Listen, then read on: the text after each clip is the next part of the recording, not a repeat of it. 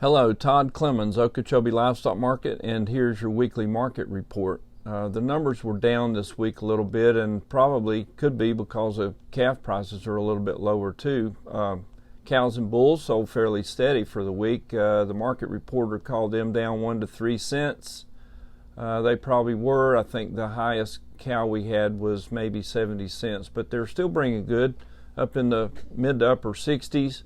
Bulls are still bringing there in the 90s on the front end bulls, but the feeder calf market is just under a lot of pressure still from corn prices, which haven't eased up at all.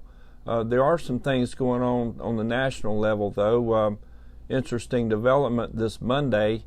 The heads of all of the major cattle industry associations met in Phoenix, Arizona. There was LMA, I may leave some out, but LMA, the Livestock Market Association, headed up this meeting to get everybody together. Sounds kind of familiar, doesn't it? We did that here in Okeechobee last fall on the state level.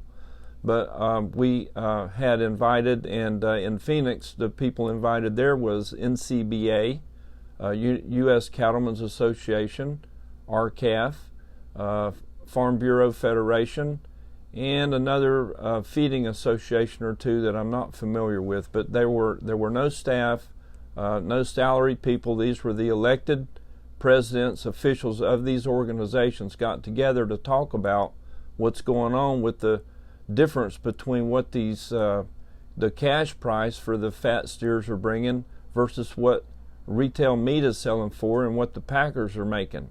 And now the packers this week, they're making over $700 a head. And cash prices haven't changed any, maybe $1 better, but they're still trading around the 118 to 119, and boxed beef cutouts are at over 305, maybe 307 or 308. So that's a huge difference.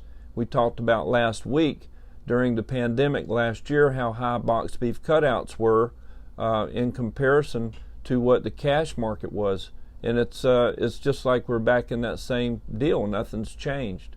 But anyway, I'm glad to see that these people got together. There is supposed to be some news coming out of that meeting next Monday. We'll know more about it, and hopefully something will get done. They're talking about the Deb Fisher bill, the Cattle Transparency Act. There's a lot of momentum going for that.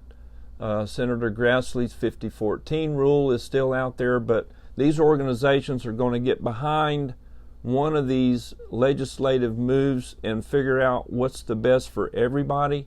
They're coming together, and the differences between these associations are small, and they agree on so much more than what they disagree on. So there's some common ground with everybody, and hopefully something's going to get worked out there.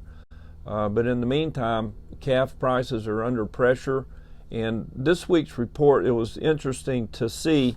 And I'm going to look at my computer here, but on number one calves, and I'll quote number one calves because that's the top of the line.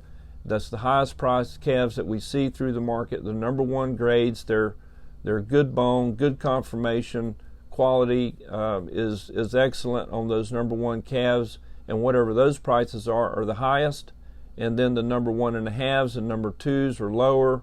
Brahma cross calves are lower. So we quote usually the number one front end calves. And it's interesting to see with the cost of gain, because corn prices are so high, the cost of gain now is probably $1.20 or maybe $1.30, and corn's at $7.50 a bushel.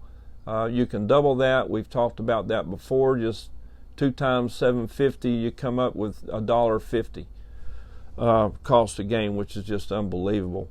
But so this week we had some number one calves in the steers. The net average weight of 565 and the net average price of 133.74. That's on a 565 pound calf. And 100 pounds lighter, 453 pound steer brought 154. And so just a few weeks ago, that 154 price would have been what the 5 weight calves were bringing. So they've taken about 20 cents off these calves just in a matter of probably 3 weeks.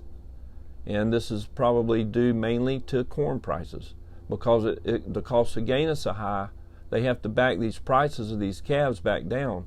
And that's what makes it tough, because like we said, the box beef, the packers, they're selling it for just historically high prices. And it's just a tough deal. But you can see by the difference in those prices, in a 100-pound calf, a $4.50 versus a $5.50 calf is 21 cents different. And the steers, cost of gain on them is not as much as it is on the heifers that are fed, just simply because the heifers on a daily basis do not gain as much as a steer does. So the cost of gain for a heifer will be even higher than what it costs to feed a steer. So if you look at your weight ranges on your heifers, your number ones, they're about 517-pound average weight, brought 115. And if you look at the 424-pound weight range, that's 132. That's a difference of 17 cents. But we got these heifers back down to below 120 on the 5 weights, and not too long ago they were bringing in the 130s. So it's quite a bit of difference there. But between those two weight ranges, there's 17 cents difference between 100 and 100-pound difference on the heifers. And this all has to do with what it's going to cost to put the weight on these cattle in the feedlots. So this is national. This is not just here at Okeechobee. Everywhere you go, every sale barn you go, you're going to see these calves are bringing less. There was some rain out west in the grazing areas, and we're just really hoping that these drought conditions ease up out there where this summer grass is, because a lot of these calves, they're going to get turned out on grass because it's so much cheaper to put weight on them there than it is in the feedlot. I don't know. Hardly anybody wants to put cattle in a feedlot if the cost of gain is going to be $1.40, and you're only going to get $1.18 or $1.20 for the end product. It just doesn't make sense. So what else is going on? I don't know. We had 650 head basically Monday and Tuesday, 1,300 or 1,400 head for the week, which is about standard for this time of year. Our high prices this week were David Vonderow had a 190-pound calf that brought $2.45, bought by Enterprise.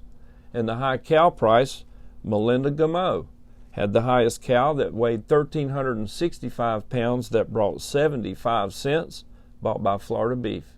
That's your market report. Thank you.